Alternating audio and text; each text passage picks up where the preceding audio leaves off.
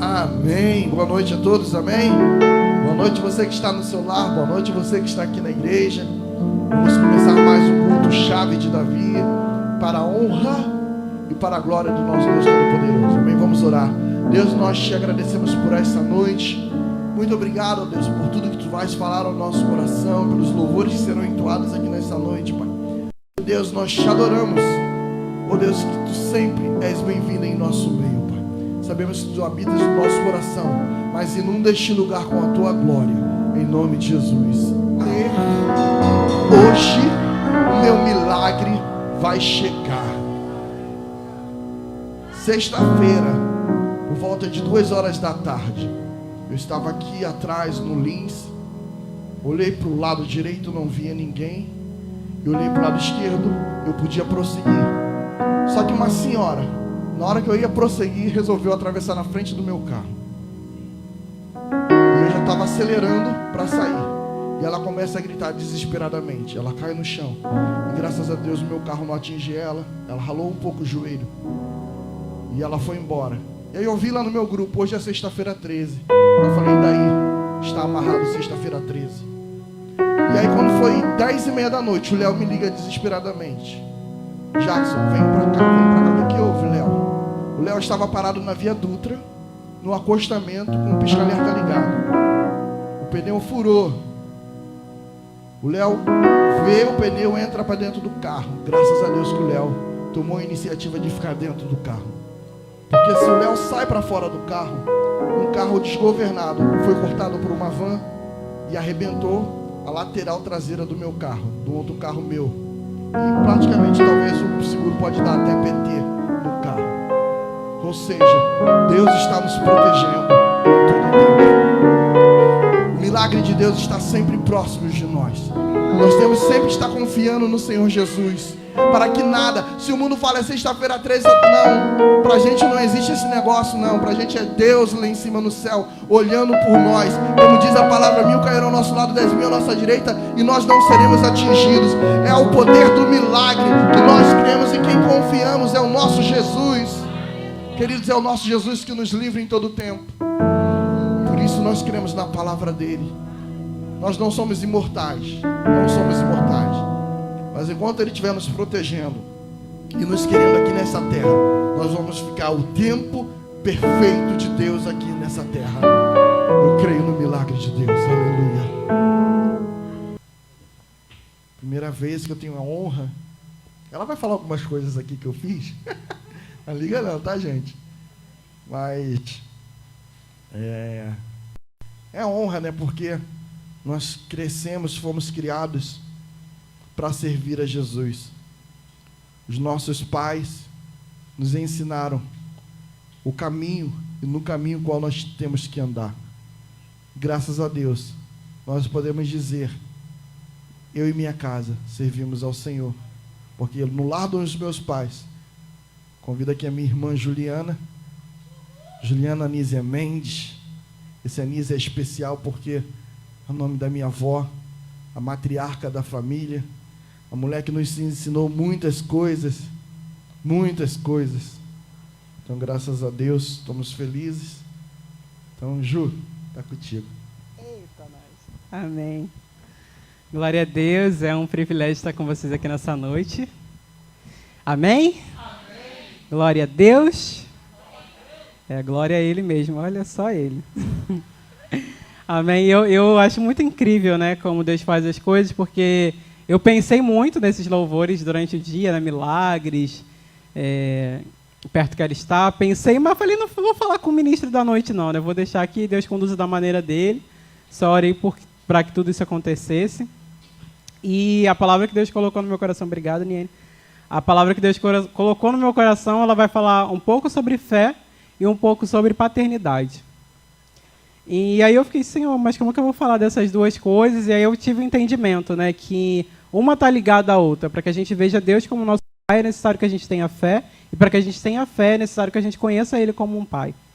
E aí eu vou pedir para que vocês abram em Lucas.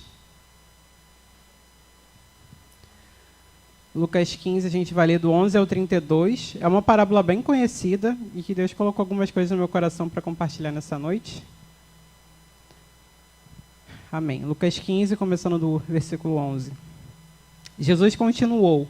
Um homem tinha 2 filhos.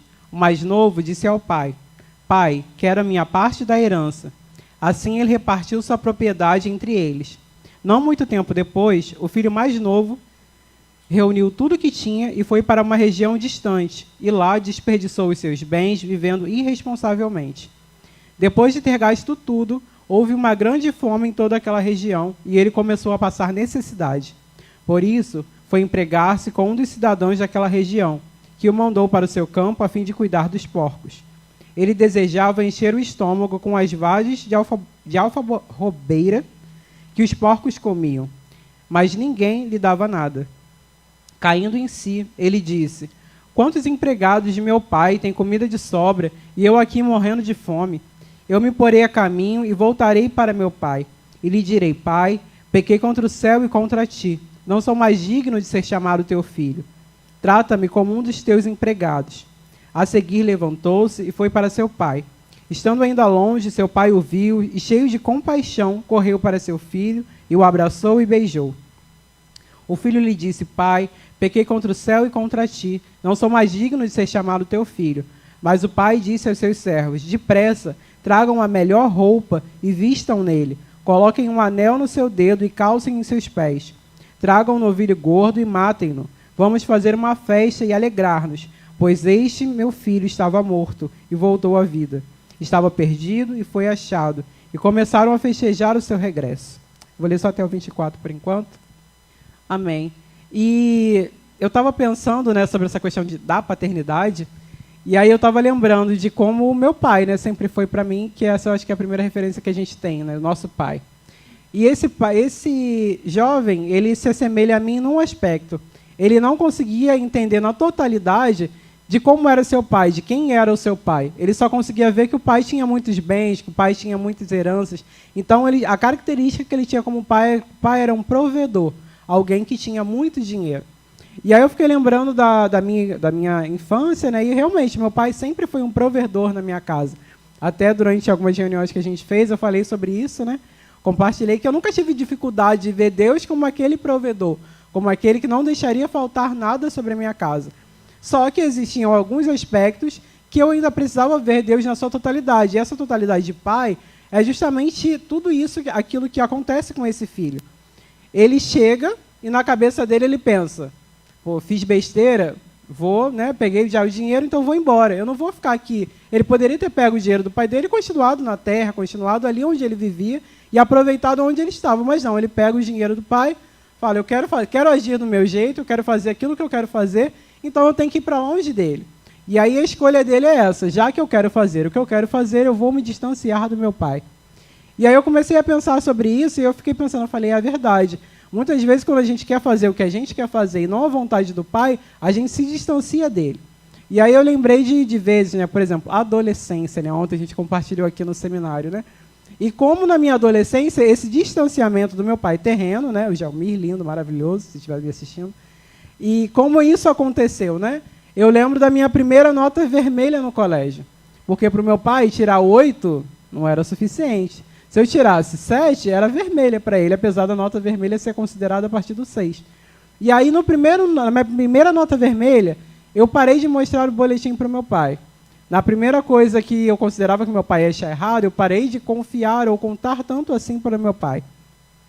E isso foi acontecendo, e até que eu tive esse esclarecimento sobre a paternidade, de quando a gente não consegue, às vezes, se relacionar tão bem com o nosso pai físico, às vezes a gente leva isso para o âmbito espiritual. E às vezes a gente fica com isso com Deus também. E aí toda vez que eu cometia algo que eu achava que Deus não aprovava, era como se, não, então não vou ler a Bíblia. E um dos significados que eu vi de compaixão é sentimento piedoso com a tragédia de alguém. E também tinha um outro que falava participação espiritual na infelicidade alheia. A gente, até o dicionário normal reconhece que é a participação espiritual na infelicidade alheia, na infelicidade de alguém. Gente, até o dicionário, que foi feito por alguém que, né, não sei se serviu ou não a ti, reconhece que a compaixão é uma participação espiritual, Então é isso que a gente precisa pedir e orar a Deus para que a gente tenha compaixão pelas vidas, compaixão pelas almas e até mesmo não ser como o segundo filho, né? Que quando o irmão dele voltou, ele ficou entristecido porque o pai estava recebendo ele com uma festa. Falei, Deus, nos dá um coração maduro para que se pessoas que já saíram da nossa igreja queiram retornar nessa nova fase que a gente está vivendo, a gente receba eles com felicidade, com festa. Ah, mas está retornando, já está retornando para o louvor, já está na introdução de novo. Sim, glória a Deus, ele está retornando para a casa do Pai. E na casa do Pai tem lugar para ele. Né? E é isso que a gente precisa entender, que na casa do Pai tem lugar. Se você que está me ouvindo nessa noite, você está afastado da Rede de Água Viva, do chamado que você tem, na casa do Pai tem lugar para você. E que a gente tenha esse coração para constranger essas pessoas com muito amor. E aqui no início eu tinha anotado, né? Porque quando a gente tem fé que Ele é o nosso Pai, a gente tem fé para entender que Ele é fiel e justo para cumprir tudo aquilo que Ele prometeu. E já foi declarado isso no louvor, né? Desde o início aqui, 7 vezes mais, nós queremos estar mais perto dEle.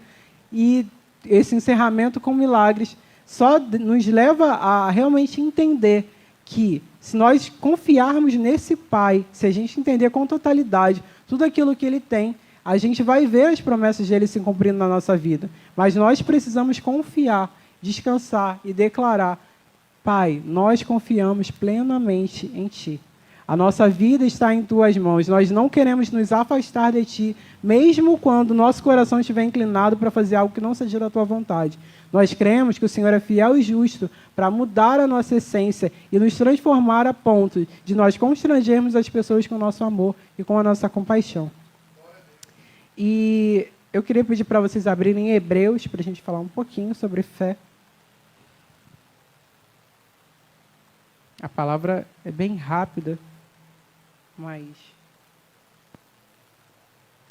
eu creio que ela vai ficar bem objetiva para que a gente cumpra tudo aquilo que Deus tem. E antes de falar sobre fé, eu falei, Deus, né? Quem me conhece sabe que eu sou uma pessoa que vive pela fé. Né? Quantas coisas na minha vida que eu já fiz pela fé. E eu estava lembrando uma das primeiras delas, e foi quando a minha empresa, né, a Chocolate, nasceu. A gente tinha uma viagem missionária para Guarapari. Eu tinha cerca de 18 a 19 anos. E o pastor perguntava todo domingo, quem vai para Guarapari? Sem um centavo no bolso. Amém, glória a Deus. Já tinha botado meu nome na lista. Mas tinha o dinheiro? Não tinha. Quem vai para Guarapari? E meu pai ficava em casa. Quem vai pagar a sua viagem? O Senhor. Não o Senhor ele, né? O Senhor Deus, no caso.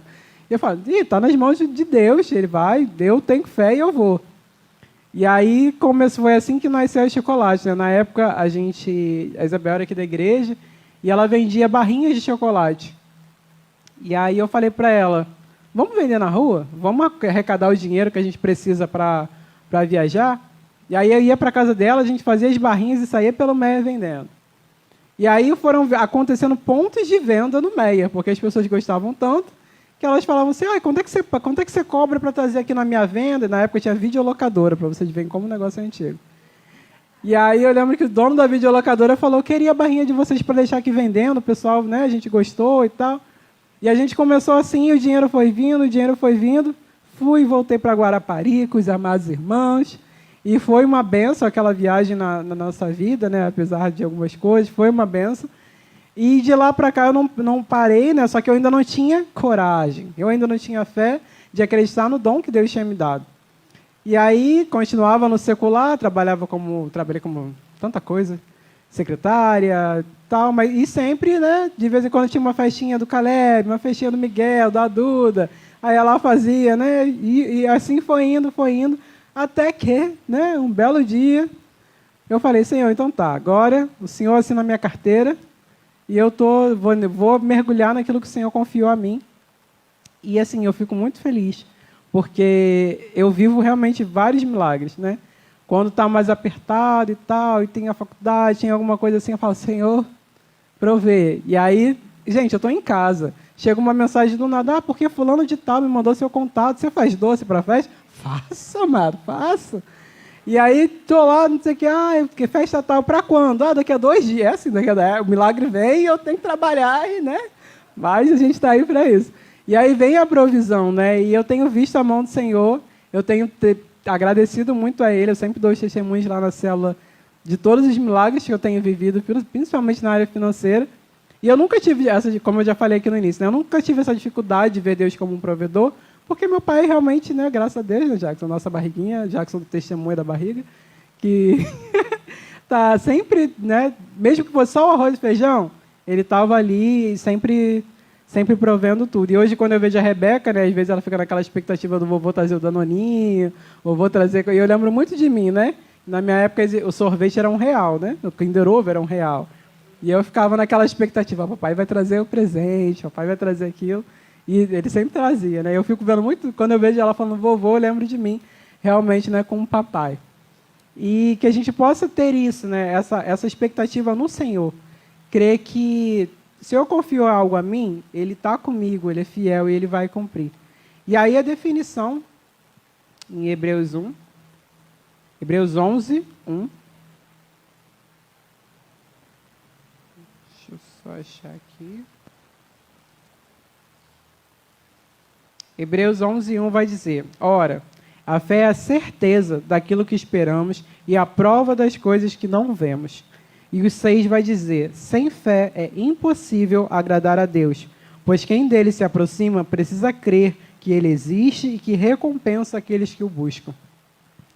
E aí, quando eu li o 6, a gente sempre fica no 6, né? Sem fé é impossível agradar a Deus. E aí, quando eu li a parte B, que fala: pois quem dele se aproxima precisa crer que ele existe e que recompensa aqueles que o buscam. Eu falei, gente, olha, tem até uma recompensa para quem crê nele. Deus é tão maravilhoso que ele não só, né, nos estimula a ter fé, como ele nos recompensa por crer nele.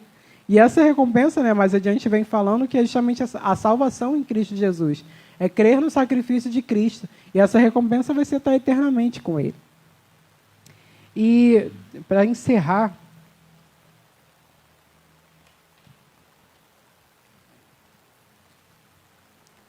eu queria voltar aqui rapidinho no texto que a gente falou sobre o filho pródigo. E aí eu fui pesquisar, não sei porquê, mas me deu uma vontade de pesquisar o que seriam, o que representariam tudo que o filho teve restituído. As roupas, ou melhor, as melhores roupas e as roupas novas representam novamente o reconhecimento do pai, trazendo o filho a figura de filho, trazendo ele no lugar de filho. Porque eu pesquisei que os escravos, eles vestiam roupas simples e velhas. E ele chega dessa forma na casa do pai, porque ele se coloca na disposição, não, eu quero voltar nem que seja como um empregado. E o pai, não, traz roupas novas para que ele entenda que ele é o meu filho. O anel representa autoridade. E aí estava dizendo, né, que os grandes homens, eles assinavam antigamente, eles davam os decretos e assinavam com o seu anel. E ele coloca novamente o anel na vida do filho, né? E aí veio aquela música, né? Pôs um anel em meu dedo e me tirou o medo. E aí, por fim, ele coloca as sandálias. Os escravos, eles andavam descalços. Somente as pessoas livres andavam calçadas. E aí eu fiquei, nossa, Deus, nossa, que legal, né? Porque às vezes a gente está lendo ali, mas a gente não pesquisa assim, algumas coisas. Eu fiquei... Então, ele estava devolvendo o lugar de filho, declarando para ele a autoridade para ele de volta, dizendo, você pode ser novamente um administrador das minhas terras. E estava dizendo, filho, apesar de tudo isso, eu te faço livre. Você é livre. Você pode escolher ficar com seu pai eternamente, ou você pode escolher ir de volta. E é claro, né, que dessa vez o filho, pelo menos eu creio que ele tenha tomado juízo e tenha escolhido permanecer com o pai eternamente. E meu desejo, a minha oração para a nossa vida e para tudo aquilo que a gente tem para viver é justamente esse. Que a gente não faça como ele fez no início, né? Que a gente não se veja como aquele, eu quero fazer aquilo que eu quero fazer, então deixa eu caminhar para minhas próprias pernas, deixa que eu vá para o outro caminho. Mas que a gente entenda que a gente, no Pai, a partir do momento que a gente aceita Jesus e que a gente tem uma nova vida, a gente recebe isso, a autoridade nos é dada novamente. Se um dia a gente perdeu a autoridade lá no início, quando Adão pecou, ela foi nos dada através de Cristo Jesus. Mas ele coloca a sandália nos nossos pés e ele diz: filhos, vocês são livres.